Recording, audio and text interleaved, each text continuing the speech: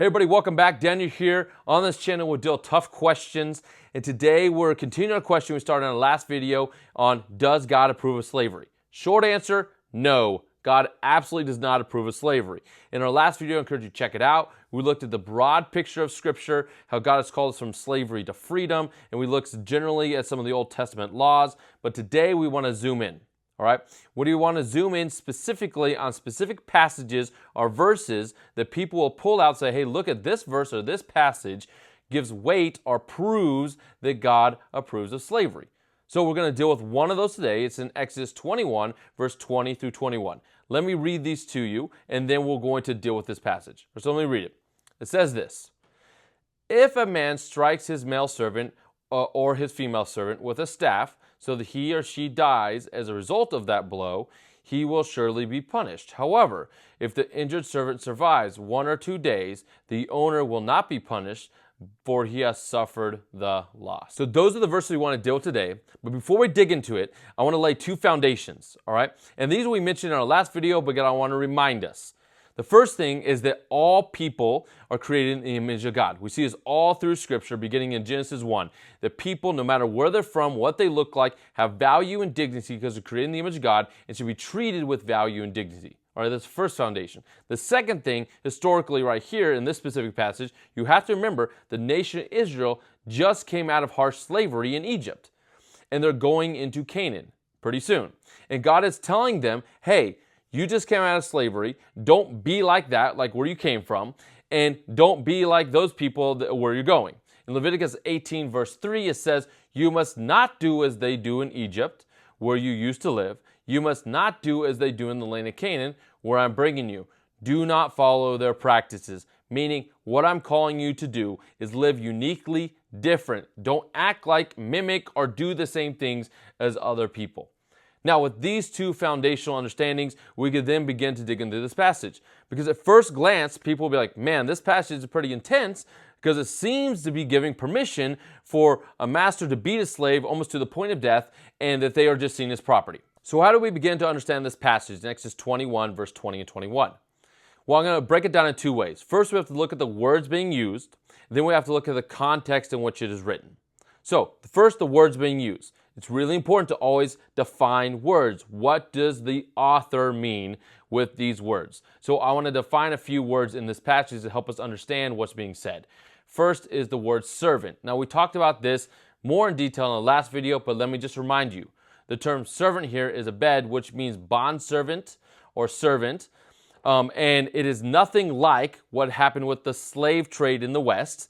What's happening here, it was a system that was set up to protect the poor and vulnerable, where one that was in poverty or in debt, they would hire themselves in a contract agreement like employer-employee relationship, and they would work for them for a period of time in order to stay out of poverty or get out of debt. That is the word that's being used here. The second word is rod or staff. Now, in that culture, in that time, a rod was a tool of discipline for both the servant and the non-servant. It was not unique to servants. It was used for servant and non-servant as a form of discipline. Third is the word punishment. Now, this is not talking about a slap on the wrist. The term here, which we'll look in more detail, is talking about the death penalty. The fourth is the term property. At the end of verse 21, it talks about the slave was his property, or the servant was his property. The term here is best, and we'll explain more details, is best translated or understood is money or silver. And that really impacts how we understand the passage. We'll get more into that detail in a second. So now that we see a few specific words and how we should understand them as how the author's writing them, now we have to look at the context. What is happening around these verses in Exodus 21? I'm just going to read a few verses within Exodus 21 so you see the context of all this being said. Exodus 21, verse 12 says this: Whoever strikes a man so that he dies shall be put to death. So in other words, the death penalty is given to anybody who strikes someone and kills the other person. Exodus 21, verses 18 and 19. These are the verses right before 2021. And what does it say? It says, when men quarrel and one strikes the other with a stone or with his fist, and the man does not die but takes to his bed, and then the man rises again and walks outdoors with his staff, he who struck him shall be in the clear, meaning he shall not be put to death. only he should pay for the loss of his time and shall have him thoroughly healed. In other words, there's a quarrel that took place between two people, and if one is hurt, they are to pay for any medical loss or any loss of time. And they are not to be put to death because the person didn't die. All right. Exodus 21 verse 23 states this, but if there is harm, they shall pay life for life. In other words, death penalty anyone who takes a life. Exodus 21 verse 26 and 27. It says, when a man strikes the eye of his slave, male or female, and destroys it, he shall let the servant go free. So if a servant is injured, they are to go free. You might be wondering, Daniel, why are you reading these verses? Because all of these verses are within the same chapter, around and next to these two verses, 20 and 21. And they help us give context and understanding of what the author is saying in these two verses. I point these verses out in Exodus 21 because context is really, really important. Because someone can pull any verse out of context, they ignore everything around it, and then they kind of form whatever meaning they want. A common one in the New Testament is people will pull out Matthew chapter 7, where it states that Jesus stated, judge not lest you be judged. And they say, hey, look at Jesus telling you not to judge. Well, actually read the whole passage. Jesus is actually teaching one to judge correctly and godly, and that you are to be held to the same standard in which you judge. So he's not saying never judge or never call anything out in somebody's life. Actually, Jesus is saying, hey, do it correctly and godly and right. So, but you get that from the context. You cannot pull a verse out and form the own meaning that you want. You need to read it within the context. All right, so with that, now let's look at Exodus 21, verse 20 and 21. We see these verses in Exodus. Now let's look at these two specific ones in the middle of all these other verses. It says, starts off by saying this, if a man strikes his male servant or his female servant with a staff. So it starts there. For if a man strikes a servant, male or female, with his staff or its rod. What is happening here? There's two things to first understand of what's taking place in this specific passage. One is there's an altercation that happens between a master and his servant, where the master either hurts or kills the servant. And this kind of plays off verses 18 and 19, where it describes two people in an altercation. And now they're saying in verse 20 and 21, it zooms from just two people to now a servant and his master. And if there's an altercation that takes place between them, what is to happen after that? The second understanding that's taken place here, which is the most common understanding, is that the servant had done something wrong. Say, for example, they had stolen from their employer / master, and now there need to be discipline to that action. Now, in that culture, corporal punishment was very common, and it was used for both the servant and the non-servant. So it wasn't unique to a servant, and it was applied fairly and equally. In Proverbs 22, verse 15, it talks about the rod of discipline. The rod was never used as a weapon of violence, but of discipline. Therefore, in this scenario, if a non-servant had done the same thing, they are also to be disciplined. The unique thing here is that the servant is strictly protected because the master is responsible for the well-being of their servant. The verse goes on to state this, so that he or she dies as a result of the blow, he will surely be punished. So what just happened? You have the one in charge, the employer, hit with a rod in some sort of way his servant, the one under him. Now, if it's altercation or if it's for discipline, whatever the case is, it's saying if the servant dies, what does happen? They are to be punished. Now, what does he mean by punished? He is not stating they're to get like a little hit on the wrist and then go about their day.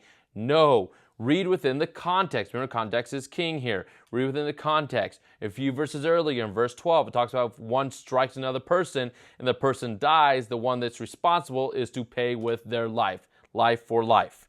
So you have to understand within the context exactly what's being stated here. If the employer is responsible for the death of their servant, what does it take place? What is this punishment? They are to be put to death. That is very unique to Mosaic law. Very unique to Mosaic law, because in other cultures, if the servant died at the hands of the one in charge, it didn't matter. But God's like, not for my people. You are to care for all people, especially those that are under your care. You're to care for them. So the term punishment here is not, again, talking about a slap on the wrist. It's a strong warning that if you are responsible for taking the life of the servant, of your servant, then you are to be put to death. You are to be executed. The verse continues stating this. However, if the injured servant survives 1 or 2 days, the owner will not be punished. So what does that mean? Can you beat him to the point where he's basically dead but not dead? No, that is not. You have to read context. What's taking place here? Remember, just a few verses after this, in verse 26 and 27, it states that if a servant is injured, what's to happen? They are to be set free. All right? So if they're injured, they're to be set free. If you kill them, you're to be put to death. So there's a fine line here. He's saying, do not cause any harm, any hurt to come to them in any way. So why does it say 1 to 2 days? Remember, context is king. Within the same passage, what is the note? If the servant is injured, they are to go free. If the servant is killed, the one in charge, the master, the responsible party, is to be put to death. And so when it's saying 1 to 2 days, the text is giving the benefit of the doubt to the master and the employer, the meaning that he had no intention in any way of harming or killing the servant. The verse then ends with stating, the servant is his property. Now this will get people stumped up. Look, is it saying that this servant is just literal property of his master? Let's look at Scripture as a whole again.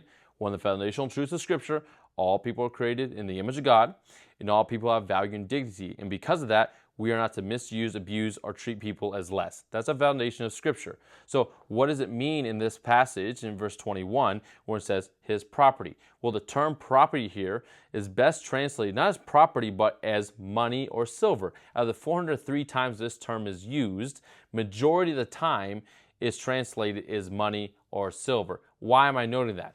Because the passage is not saying that the servant is the literal property of the master or the employer, but rather the work the servant does gives money to the employer and to the master. So therefore, if there's anything that, any altercation or anything that causes the servant to not work, then the one that's going to suffer financially would be the employer or master. The person as a servant was never seen or considered property. In Deuteronomy 23, I noted this in the last video, it talks about if there's a runaway servant or runaway slave, they are to what? Not send them back. It says they are to let them settle among them. Now, if the servant was just seen as property, they would just send them back because they belong to somebody else. But no, they aren't sent back because they don't belong to somebody else. They are a unique human being with value and dignity. They are not seen as property. Paul Copeland states this about this verse. He says, the servant came into the master's house to get out of debt. So we were talking about indentured servitude. So the employer stood to lose money if he mistreated his employee. That makes sense. His harsh treatment towards an employee could impact his money bag. Makes a lot of sense. Now, ancient Near Eastern scholar Harry Hofner believes the best understanding of the phrase, or translation of the phrase, he is his money, he says is better translated, the fee is his money. And he states that if you read this within context, especially in verse 18 and 19, verse 18 and 19 describes this altercation that takes place between two people, and the guilty party in the altercation is required to pay or take care of any medical expenses or whatnot for the one that is injured. He says, in light of verses 18 and 19 in the context, he's saying, if there's an altercation or thing that happens, then the employer or master is also to pay or take care of anything that needs to be taken care of, which then would be a financial loss. So let's read this verse again in the full context. Exodus 21, verse 20 and 21. If a man strikes his male servant or female servant with a staff so that he or she dies as a result of the blow, he will surely be punished. However, if the injured servant survives 1 or 2 days, the master or employer will not be punished, for he has suffered the loss. So how do we understand what's being said in Exodus 21, verse 20 and 21? Remember, context is king. You want to see what's happening in context. But what is this verse? What are these verses stating? If the employer or master strikes a servant, even in a punishment type way, and the servant dies, the master is to be put to death. If the servant is injured, they are to go free. We see that in verse 26 and 27. If they cannot work for a day or two, the one responsible is to pay for anything, compensate for anything, and in that they will suffer the loss. Now, what is interesting is that there's this protection over the servant is central to this whole passage.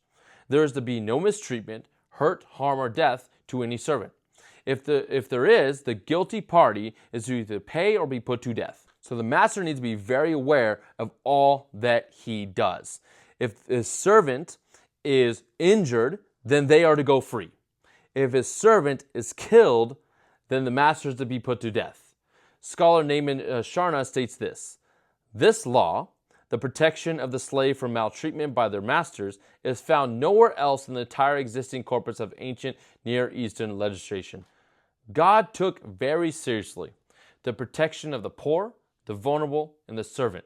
And you see this clearly from this passage. It's not giving approval of beating someone to the point of death. It's actually stating the opposite. It's saying, be very careful how you treat those under you.